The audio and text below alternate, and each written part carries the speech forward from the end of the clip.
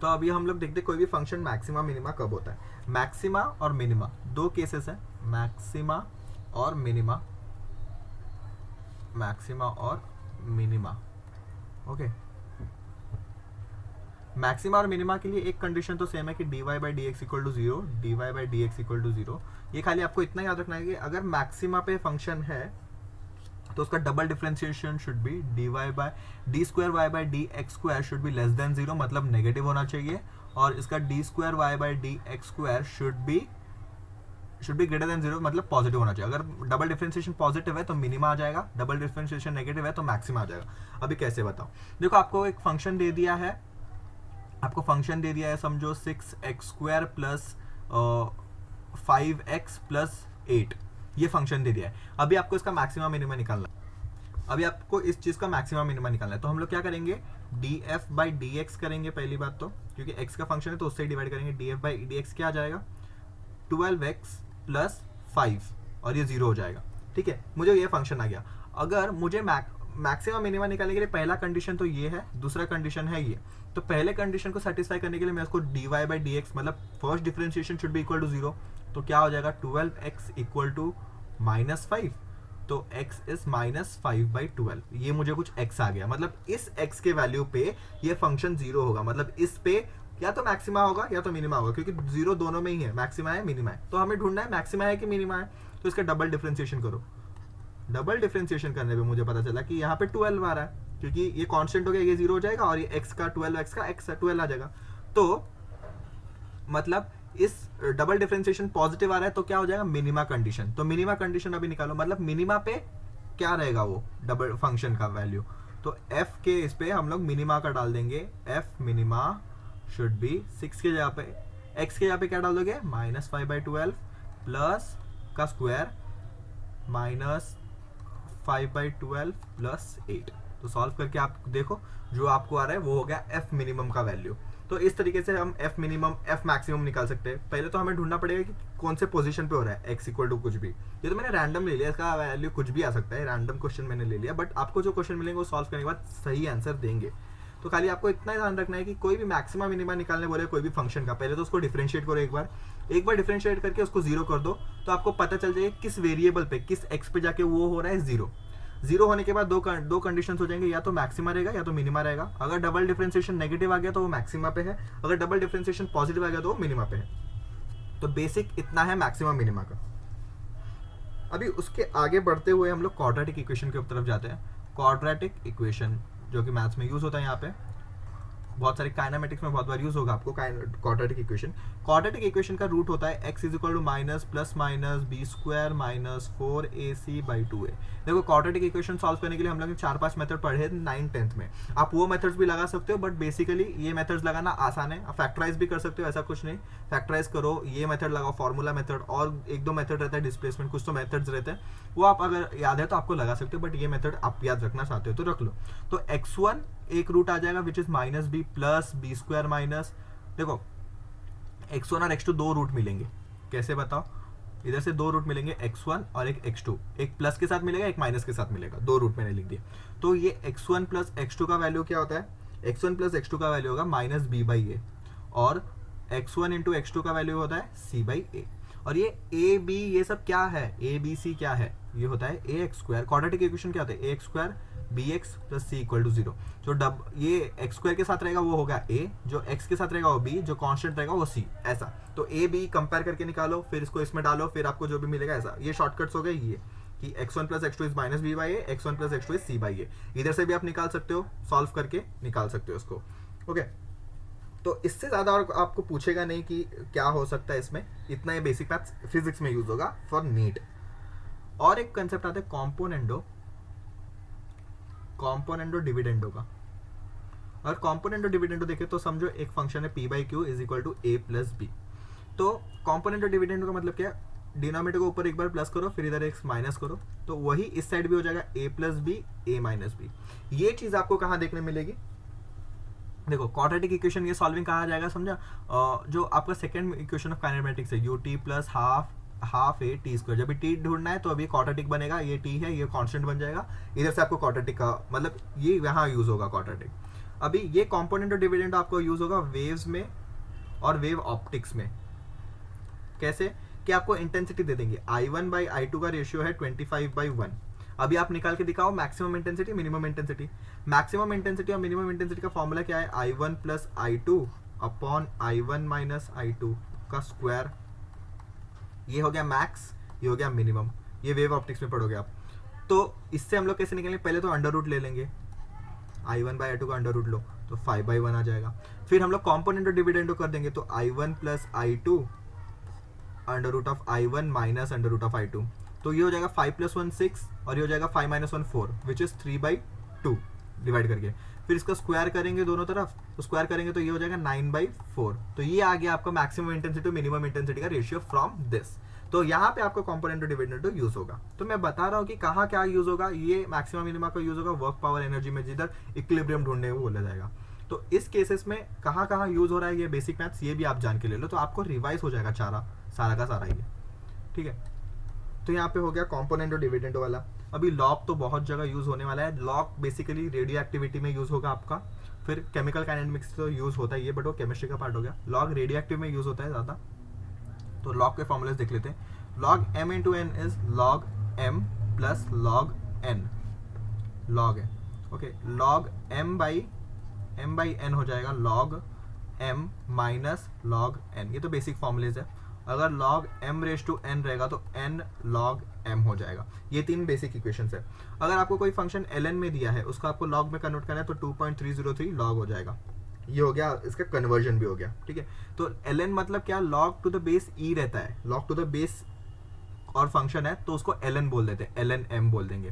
तो उसको अगर हमें कन्वर्ट करना है log में 2.303 log base to the 10 function, मतलब ये होता है log का बेस 10 और ये log का बेस e होता है।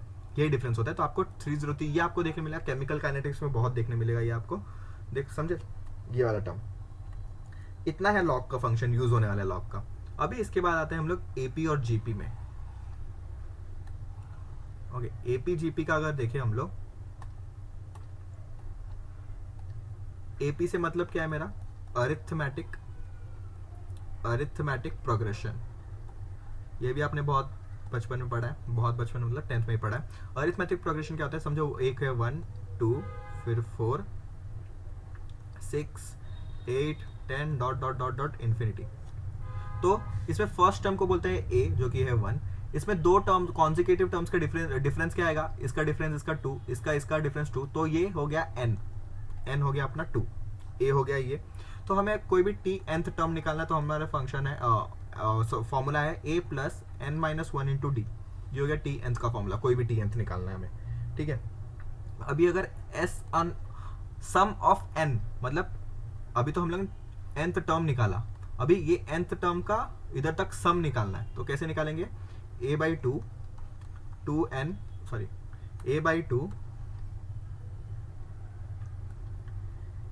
2a plus n minus 1 into D. ये एक फॉर्मूला हो गया। अगर मैं इसको स्प्लिट कर दूं, a प्लस a कर दूं, तो a क्या है, first term, plus a plus n minus 1 D क्या है, लास्ट टर्म, मतलब t nth टर्म। ठीक है, तो ये भी आ जाएगा, ये दो फॉर्मूले आ जाएंगे इसके SN के। ठीक है, तो यहाँ पे खाली टर्म पूछेंगे, ये आपको कहाँ यूज होगा मैं बताता हूँ अभी। ये आपको यूज होगा बीट फ्रीक्वेंसी फाइंड करने के लिए। समझो ट्विनिंग फोक्स लाइन में रख दिए हैं, बीट फ्रीक्वेंसी तो सेम, मतलब बीट फ्रीक्वेंसी रहेगा।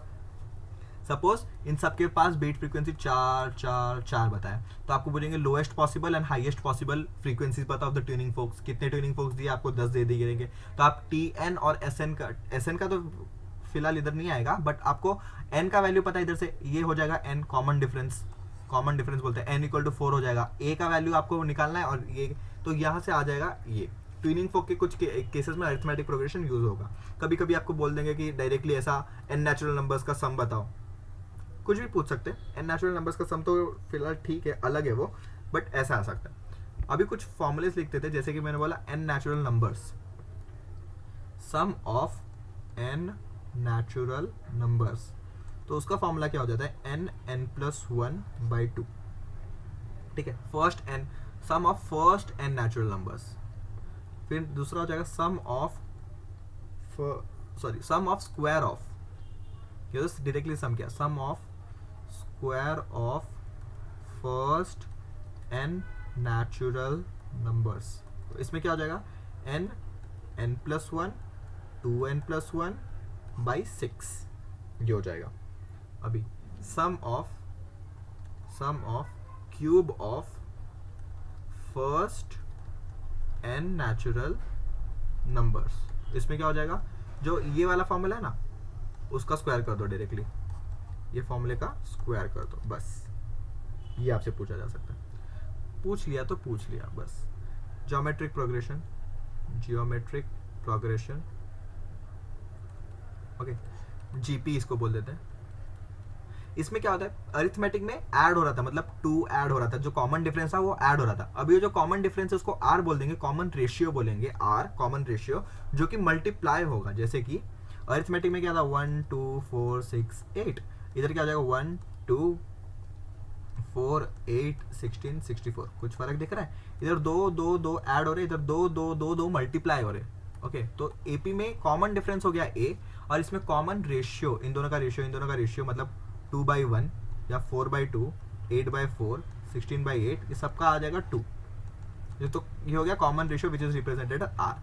तो इसमें अगर ऐसा कुछ आपको दे दिया टिल इन्फिनिटी, तो आपको पूछा जाए कि nth टर्म तो नहीं पूछेंगे इसमें खाली सम पूछा जाता है, और सम बहुत जगह यूज होता है, मैं बताता हूँ। ग्रेविटेशनल फोर्स निकालने बोले, कुछ भी बोले आपको निकालने के लिए, potential, gravitational force, electrostatic potential कैसे निकाले रुको बताता हूँ। पहले इसका फॉर्मूला देख लो, Sn is equal to a 1 minus r n upon 1 minus r, ये हो गया अपना दिस। नाउ अगर s इनफाइनाइट टर्म्स के लिए बोला है, ये तो कुछ लिमिटेड टर्म्स, मतलब 5 तक का बताओ, 10 तक का बताओ, ऐसा पूछा। अगर इनफाइनाइट टर्म्स का बोल दिया, s इनफाइनाइट बोल दिया, तो a 1 minus r, s infinity का ये हो गया। ओके, तो हम जब पोटेंशियल आप लिख रहे हो, ग्रेविटेशनल पोटेंशियल क्या होता है, Gmm, ये कैपिटल M ऑफ अर्थ, ये small m of the body upon r, Gmm upon r।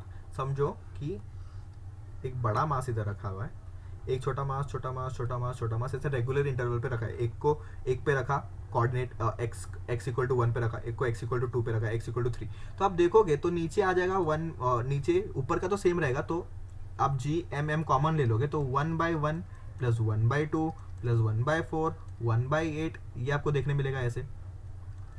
तो आप कॉमन रेशियो ले सकते हो क्या, 1/2 अपन 1, तो 1/2 आ गया कॉमन रेशियो।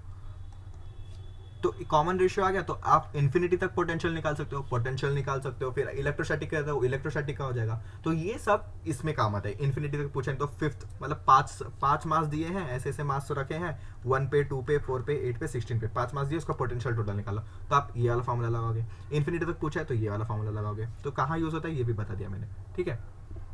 तो एपी जीपी के बाद अभी आगे आते हैं हम लोग थोड़े एरियाज वीरियाज के यहाँ पर, मतलब एरिया ग्राफ्स ये सब थोड़े देखेंगे। उससे पहले थोड़ा सा ट्रिक ले लो, जैसे कि पाई को हम लोग लिख सकते हैं 22/7। अगर आपको 7 का मल्टीपल दिख रहा है तो कैंसिल हो सकता है किधर से, इसको हम लोग 3.14 भी लिख सकते हैं। पाई स्क्वायर को हम लोग लिख सकते हैं 9.8, अप्रॉक्सीमेटली 10 लिख सकते हो आप इसको। ओके, 1/पाई के वैल्यू को हम लोग लिख सकते हैं 0.3, विच इज मतलब एक्चुअल इसका वैल्यू आता है 0.318, तो हम लोग इसको 0.3 लिख सकते हैं। तो ये 3 आपको कैलकुलेशन में बहुत काम आएंगे। इधर पाई स्क्वायर दिख रहा है, उसको 10 से रिप्लेस कर दो, नहीं तो जी रहेगा उसके साथ तो 9.8 डाल दो, जी डायरेक्टली कैंसिल हो जाएगा, तो आपको एरर भी ज़्यादा नहीं आएगा ऐसे। तो ये सब आपके कैलकुलेशन आसान करने के लिए तरीके हैं ये सब। अभी देखते हैं,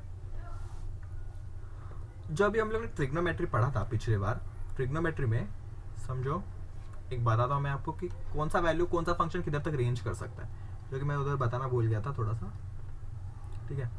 समझो ये आपका 0 है, ये +1, ये है -1, ये है प्लस इन्फिनिटी, ये है माइनस इन्फिनिटी। ओके, नाउ कितने फंक्शंस है अपने पास, साइन, कॉस, ये एक हो गया, टैन, ये थीटा थीटा डाल दो, टैन, कॉट, और है सेक, कोसेक, 6 फंक्शंस है, ठीक। अभी साइन और cos will range from -1 to वो फंक्शन +1 तक, बस इतना ही रेंज करेगा। tan और cot माइनस इन्फिनिटी से प्लस इन्फिनिटी, ये दोनों वन मतलब किधर से किधर तक रेंज करेंगे, माइनस इन्फिनिटी से -1 तक, फिर फंक्शन +1 से लेके प्लस इन्फिनिटी तक। इसको ग्राफ से समझना बहुत आसान रहेगा। देखो क्या हो जाएगा, साइन और कॉस इतने रेंज में लाई करेंगे, -1 से +1 इतना ही उनका रेंज है, उससे आगे उन लोग जा नहीं सकते। +1 से -1 कोई भी फंक्शन ले लो, कोई भी एंगल ले लो, उसका वैल्यू डिवाइड करने के बाद 1 से छोटा -1 से छोटा ही आएगा, -1 से बड़ा 1 से छोटा, इतने रेंज में आएगा। फिर इसके बाद हम लोगों ने क्या बोला, tan और cot नहीं, sec और cosec इतने फंक्शन में लाई करेंगे। कितने में, यहाँ ओवरलैप हो गया थोड़ा सा, बट ओवरलैप नहीं होता है। ओके, तो ये पिंक वाला जो दिख रहा है आपको, वो हो गया sec और cosec का, येलो वाला हो गया sin और cos का, और tan और cot फंक्शन पूरा प्लस इन्फिनिटी से माइनस इन्फिनिटी तक पूरा लाई करेंगे, प्लस इन्फिनिटी से माइनस इन्फिनिटी। तो यहाँ पे मैंने वेन डायग्राम के हिसाब से आपको बताने की कोशिश की है कि क्या कौन सा फंक्शन कौन से लिमिट तक वेरी कर सकता है। बस इतना ही, ज़्यादा कुछ इसमें ध्यान देने की जरूरत नहीं, खाली फंक्शन जान के रखोगे तो अच्छा होगा। अभी आगे बढ़ते हैं हम लोग एरियाज के ऊपर। कुछ ज्योमेट्रीज के हम लोग एरियाज पढ़ के रखे रहते हैं। एरिया ऑफ ट्रेपेजॉइड, ट्रेपेजॉइड क्या होता है, कुछ ऐसा शेप दिखता है, ये डी है, पैरेलल डिस्टेंस के बीच में डी है, तो इसका एरिया क्या हो जाएगा, area would be half into distance between parallel side into sum of parallel side. समझो ये लेंथ ए है इसका और इसका बी है। मैं डायरेक्ट फॉर्मूला लिख देता हूँ, आपको समझ में आ जाएगा कि क्या लिखा है फॉर्मूला। डी क्या दिख रहा है, दो पैरेलल साइड के बीच का डिस्टेंस, ए क्या दिख रहा है, दोनों साइड पैरेलल साइड्स का सम। तो ये हो गया एरिया ऑफ ट्रेपेजॉइड, इसको बोलते हैं ट्रेपेजॉइड। ट्रेपेजियम के जैसा दिख रहा है तो जॉइड उसके जैसा दिख रहा है, ऐसा। उसके बाद आता है area of parallelogram.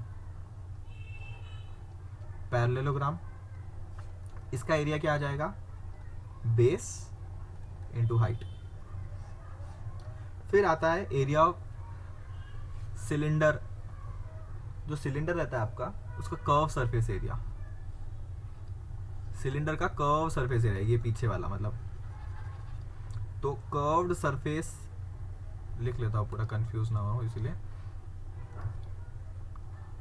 Curved surface area is equal to 2πRL। अच्छे से थोड़ा लिख लेते हैं कि कर्व्ड सरफेस एरिया क्या हो जाएगा, curved surface area is equal to 2πRL for a cylinder. Okay, उसके बाद एलिप्स। एलिप्स क्या होता है, ऐसा कुछ होता है, semi major axis, semi minor axis, आप ये सब पढ़ोगे ऑसिलेशन में, आप देखोगे इसका एरिया ऑफ एलिप्स, इसको एलिप्स बोलते हैं, इसको पैरेललोग्राम बोल देंगे। ये सिलेंडर हो गया, ये सब तो बताने की चीज़ नहीं है। तो ये हो जाएगा pi A into B, where A is the semi major axis and B is the semi minor axis. जो बड़ा रहता है उसको major axis, semi major axis, जो छोटा रहता है सेमी माइनर एक्सिस। ओके, इतने हो गए। अभी टोटल सरफेस एरिया फॉर कोन, ये आपका कोन है। Total surface area of a cone is क्या है, πr², जो कि ये सर्कल का square area, upon plus the curved surface area of cone which is πRL। Total surface area हो गया, ये हो गया सर्कल का, और ये हो गया कर्व्ड सरफेस एरिया। इसको एक कर्व्ड सरफेस एरिया CSA लिख दो। ये हो गया टोटल सरफेस एरिया, ऐसा। फिर लेटरल एरिया, ये लेटरल एरिया भी लिख सकते हैं। और ये लेंथ कैसे आएगा, ये लेंथ ये रहता है, ये लेंथ ये रहता है, ये स्लैंट लेंथ। तो ये हाइट h है, इसका रेडियस r है, तो l को हम लोग कैसे लिख सकते हैं, r² + h² का अंडर रूट, ऐसा लिख सकते हैं। इसको भी आप इधर सब्स्टिट्यूट कर सकते हो ना। वॉल्यूम अगर देखें, वॉल्यूम्स ऑफ स्फीयर का क्या होगा, सॉलिड स्फीयर, स्फीयर का क्या हो जाएगा, सॉलिड और हॉलो, वॉल्यूम तो 4/3 πr³ होगा स्फीयर। अगर हम बात करें सिलेंडर की, सिलेंडर का वॉल्यूम हो जाएगा πr²L, मतलब ये इनटू द लेंथ सिलेंडर का हो जाएगा। ओके, ये वॉल्यूम की बात कर रहा हूँ मैं, एरिया से कंफ्यूज मत कर देना। Volume of cylinder which is pi are square base का एरिया इनटू हाइट एल। उसके बाद आ जाएगा कोन। कोन का वॉल्यूम कितना था? 1/3 pi are square H, 1/3 pi square R square H. ये हो गए वॉल्यूम्स। अब भी सबसे इंपॉर्टेंट वाले आते हैं ग्राफ्स। ग्राफ्स पे आएंगे, बहुत सारे टाइप से ग्राफ हो सकते हैं। सबसे पहले इजी सिंपलेस्ट ग्राफ होता है। ओके, सबसे पहला ग्राफ होता है, हम लोग ये बना लेते हैं ना, ऐसे इजी हो जाएगा।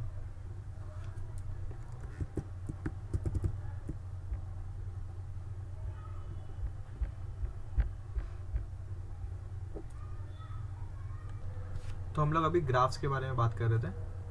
ग्राफ थोड़ा सा इशू हो गया था इसमें। ग्राफ्स में अगर देखें हम लोग, तो ग्राफ सबसे पहले स्ट्रेट लाइन का ग्राफ देखते हैं। स्ट्रेट लाइन का इक्वेशन क्या होता है? y = mx + c। ये हो गया स्ट्रेट लाइन का इक्वेशन। कोई भी चीज़ आपको ऐसे दिख रही है तो उसकी ग्राफ स्ट्रेट लाइन इक्वेशन होगी। यहाँ पे m जो है वो हो गया स्लोप, ये c जो हो गया इंटरसेप्ट। ये पॉजिटिव हो सकता है, नेगेटिव हो सकता है, कुछ भी हो सकता है। समझो मैंने इसी ग्राफ को एक्सटेंड कर लिया। यहाँ पे मैं इसी ग्राफ में सब कुछ बता दूंगा आपको। देखो स्ट्रेट लाइन के बारे में जो भी पॉसिबल केसेस हो सकते हैं। ये हो गया 0,0 ओरिजिन अपना, ये हो गया 0,0 ओरिजिन। ये पॉजिटिव y एक्सिस, ये पॉजिटिव x एक्सिस, ये नेगेटिव y, ये नेगेटिव x। अभी समझो कोई ग्राफ ऐसे पास कर रहा है। इस इक्वेशन का अगर बनाना चाहे तो ये ग्राफ, वेट ऐसे नहीं, आपको सारी चीज़ें एक ही ग्राफ में बता दूंगा, मैं उसके बारे में लिख लूंगा फिर। ठीक है, समझो कोई ग्राफ गया ऐसे, एक गया ऐसे, एक गया ऐसे, ठीक है।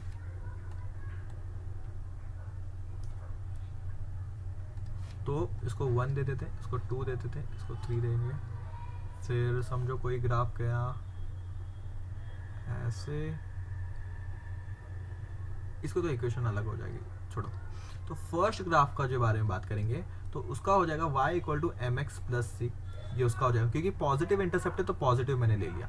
स्लोप विथ x एक्सिस निकाला जाता है, स्लोप इधर है, ये स्लोप इधर है, ये स्लोप इधर है, ये तीनों पैरेलल, तो ऑब्वियसली ये होगा। सेकेंड इक्वेशन का अगर हम लोग देखें y = mx होगा, क्योंकि इंटरसेप्ट 0 हो गया, y इंटरसेप्ट 0 हो गया तो c इज 0। ओके, अगर थर्ड इक्वेशन की बात करें अगर हम लोग, थर्ड का क्या हो जाएगा? y = mx - c आ जाएगा। क्यों? क्योंकि इसका y intercept is negative, this is the y intercept which is a c which is negative, क्योंकि नेगेटिव y को कट कर रहा है। तो इस तरीके से ऐसे ग्राफ्स आ जाएंगे। अगर यहाँ पे स्लोप आपका, तो स्लोप तो यहाँ पे एक्यूट दिख रहा है। स्लोप क्या होता है? स्लोप होता है m = slope = tan theta. tan theta होता है, tan थीटा अगर 90 से बड़ा हो गया तो वो नेगेटिव हो जाएगा, 90 से बड़ा होगा तो नेगेटिव होगा। ये तो हम लोग ने बेसिक मैथ्स में अभी पढ़ा था कि सेकंड क्वाड्रेंट में कौन पॉजिटिव रहता है? साइन और कॉस, साइन और कोसेक पॉजिटिव रहता है, tan नेगेटिव हो जाएगा। tan नेगेटिव होने के कारण तो ऑब्ट्यूज एंगल पे आपका नेगेटिव हो जाएगा ये, ठीक है। एक्यूट एंगल पे पॉजिटिव रहेगा, तो स्लोप नेगेटिव भी हो सकता है, पॉजिटिव हो सकता है, वो वेरिएशंस आप देख सकते हो इसमें। तो ये हो गया स्ट्रेट लाइन के बारे में ग्राफ, स्ट्रेट लाइन के बारे में। अभी थोड़ा इससे आगे बढ़ते हैं, हम लोग देखते हैं कि रेक्टेंगुलर हाइपरबोला क्या होता है। समझो ये ऐसा कुछ ग्राफ है, y x, कोई फंक्शन है, y is inversely proportional to x, तो y = kx लिख सकते हैं constant, y x = k which is constant. तो ऐसा कोई इक्वेशन मिला आपको तो ये हो जाएगा रेक्टेंगुलर हाइपरबोला, ऐसा कुछ। मतलब जब भी y और x ये एकदम 0 रहेगा तो ये इन्फिनिटी रहेगा, ओके। और जब भी ये y 0 रहेगा तभी x इन्फिनिटी रहेगा, ऐसा। एक मैक्सिमम तो दूसरा मिनिमम, दूसरा मैक्सिमम तो दूसरा में, क्योंकि इनवर्सली प्रोपोर्शनल रेशियो दिख रहा है आपको। तो इस तरीके के कर्व को बोलते हैं रेक्टेंगुलर हाइपरबोला। ये आपको बहुत सारी चीजें बहुत सारी जगह देखने मिलेगी आपको, ठीक है। और आगे बढ़ते हैं ग्राफ्स में, जैसे कि अगर हम लोग सर्कल से पहले हम लोग एक्सपोनेंशियल डीके का एक देखते हैं, ऐसा। रेक्टेंगुलर हाइपरबोला और इसमें क्या फर्क है? ये इन्फिनिटी तक जा रहा है, देखो इधर ही कंपेयर कराता हूँ कि ये ग्राफ इन्फिनिटी तक जाएगा, इन्फिनिटी, और यहाँ भी इन्फिनिटी, नो एंड, पर यहाँ पे चालू हो रहा है। समझो आपने n0 नंबर ऑफ न्यूक्लिया ले लिए, रेडियो एक्टिव न्यूक्लियाई, जो कि आप रेडियो एक्टिविटी न्यूक्लियर फिजिक्स में पढ़ते हो कि एन नॉट आपने न्यूक्लियर है तो एक्सपोनेंशियली डिके करेंगे, फिर इन्फिनिटी तक चलते रहेंगे, क्योंकि फर्स्ट ऑर्डर रिएक्शन फॉलो करते हैं रेडियो एक्टिविटी वाले। Radioactivity decay is first order reaction.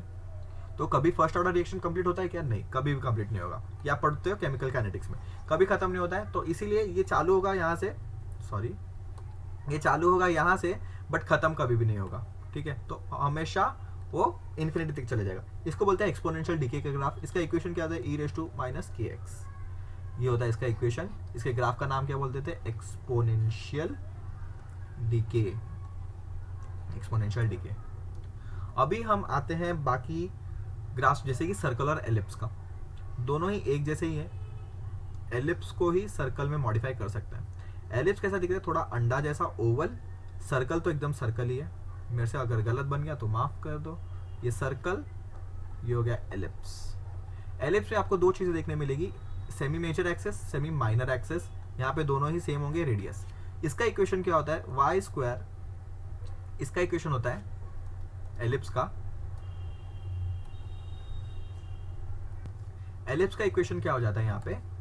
Y square by b square plus x square by a square. क्योंकि देखो एक्स एक्सिस पे कौन सा कट कर रहा है? ए स्क्वायर। वाई एक्सिस पे कौन कट कर रहा है? B square. ये डिस्टेंस तो बी है ना, ये डिस्टेंस ए है, तो वैसे ही एक्स के नीचे ए स्क्वायर, वाई के नीचे b square is equal to 1। आगे पीछे कैसे करके लिख दो, पर ये एलिप्स का इक्वेशन ये है। अगर ये सर्कल करना है तो ए और वाई सेम हो जाएगा। अगर मैं ए और बी इक्वल सेम कर दूं तो सर्कल का इक्वेशन क्या आ जाएगा? Y square a square plus x square a square is equal to 1।